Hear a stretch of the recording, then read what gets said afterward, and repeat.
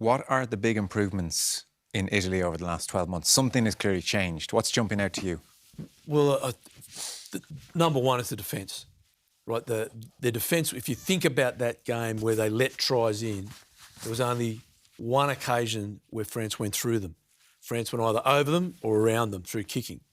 So we sat here over the years and the defence of the Italian side was exceptionally poor. That's number one. Number two, their forward pack, their scrum was good. There was no scrum. There might have been one scrum penalty. But their scrum was good, their set play was good, their line-out was solid. They stole a ball here and there. They lost one, bad one. Their maul was generally very good.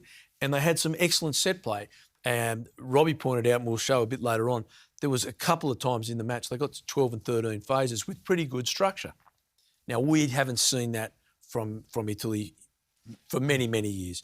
Many, many years. There were lots of areas where we could say they have improved. One area they didn't, Robbie, was their exits. I mean, you were going off your brain there. They couldn't get out of there. No, just to go back to the initial point, I think they look like a team now who are very comfortable with the ball in hand. It's a fair comment. You know, their skills have improved. They don't mind going to that 10, 12 phases. They don't feel the need to have to kick. They kicked very little ball tonight. Their running lines have improved enormously.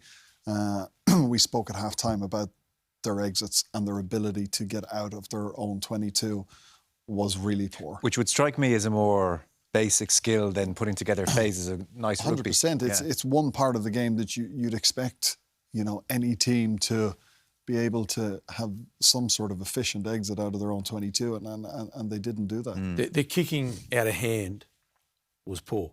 You've got to say that. Generally right across the field. They did a couple of short attacking kicks later in the game that were very, very good. Yeah. But their kicking and general play, is that something that you would have associated with those players, or a bad day at the office? No, I think definitely Kieran would embrace that sort of different way of looking at attack, and a lot of teams use. You saw Gael Ficou with an example in the first half, kicking in behind, and it's not as if the Italian players can't do it. It's something different to bring to the table, which Kieran would definitely look to bring on as a game plan to keep the opposition guessing. You saw on the line out, they mixed it up, I thought, brilliantly well, from a maul or playing off the top, loop plays, like little loop plays, which we don't necessarily associate with Italy.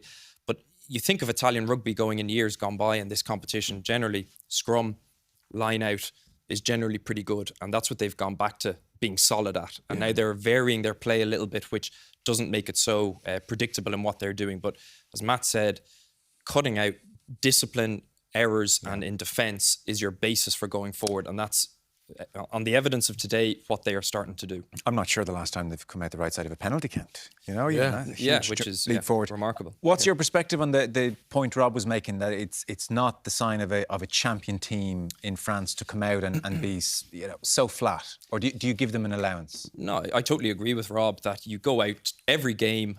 I think everything is summed up by how we saw a picture of Edwards there at the end, Sean Edwards, the defence coach, of how angry he was.